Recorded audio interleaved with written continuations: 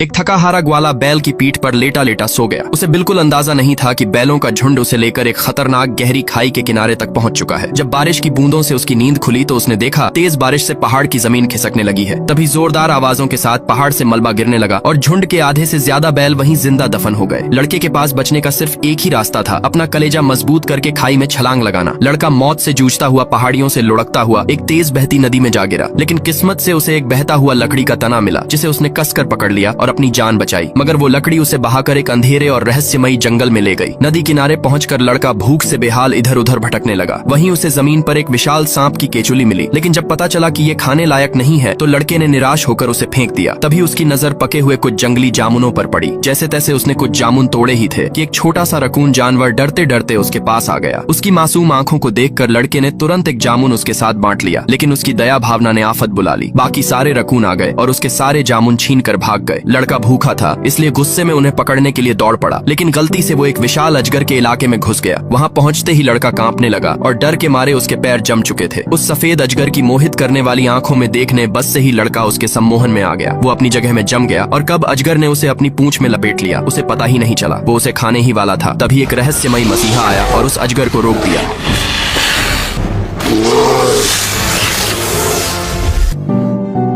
जब लड़के की आंख खुली तब उसे पता चला कि उसे बचाने वाला कोई और नहीं बल्कि एक बड़ा सा भालू था। वो भालू लड़के को खींचकर अपनी गुफा के बाहर ले गया और कहा, मैंने तुम्हें इसलिए बचाया है ताकि तुम अपनी इंसानी अक्ल से शहद चुराने में मेरी मदद कर सको। भालू की ये मांग सुनकर लड़का डर गया और कहा, मुझे मधुमक्खियां काटेंगी। पर भालू ने तुरंत नाटक करना शुरू कर दिया। भालू को गिड़गिड़ाता देखकर लड़के को दया आ गई। उसने भालू का एहसान चुकाने के लिए मदद करने का फैसला कर लिया। जल्द ही लड़के ने एक लंबी बेल काट कर उसे पहाड़ी के ऊपरी पेड़ से बांधा और अपने पीछे एक लकड़ी बांध ली और पहाड़ से नीचे आने लगा। इंसानी लड़के की चालाकी को देखकर जंगल के छोटे छोटे जानवर भी वहाँ इकट्ठा होने लगे। फिर लड़के ने मधुमक्खियों के छत्ते पर लकड़ी मारना शुरू कर दिया, लेकिन छत्ता बहुत मजबूत था और तभी मधुमक्खियों ने लड़के पर हमला कर दिया, जिससे लकड़ी हाथ से नीचे गिर गई। ये देखकर भालू ने थोड़ी हमदर्दी जरूर दिखाई, लेकिन लड़का हार मानने वालों में से नहीं था। उसने अपने पैरों से लात मारकर किसी भी तरह छत्ता गिराने की कोशिश की और आखिरकार एक जोरदार हमले से छत्ता टूट गया और सीधे एक छोटे जंगली सुअर के सिर पर जा गिरा। तभी भालू खुशी से उछल पड़ा और तुरंत शहद के मजे लेने लगा। फिर लड़का जैसे तैसे नीचे आया, मगर उसका शरीर मधुमक्खियों के डंक से पूरा सूज चुका था। एक छोटा लड़का एग्जाम में 99 नंबर लाया, लेकिन उसे डर था कि उसके पापा उसे डांटेंगे, इसलिए उसने चालाकी से अपनी टेस्ट की शीट एक बड़े मगरमच्छ को खिला दी। लेकिन उसे क्या पता था कि ये हरकत उसकी जान के लिए खतरा बन जाएगी। तभी उसके दादाजी आ गए और डंडे से मगरमच्छ को डराकर उसे बचा लिया। उन्होंने छोटे मगरमच्छों को भी भगा दिया और लड़के को समझाते हुए वहाँ से ले गए। फिर उन्होंने एक बड़ी क्रेन को बुलवाया, क्योंकि असल में दादाजी इतने सारे मगरमच्छों का खर्च नहीं उठा पा रहे थे, इसलिए उन्होंने सबको बेचने का फैसला कर लिया। लेकिन वो बड़े मगरमच्छ से बहुत प्यार करते थे, क्योंकि उन्होंने उसे बचपन से पाला था। बहुत पूछताछ करने के बाद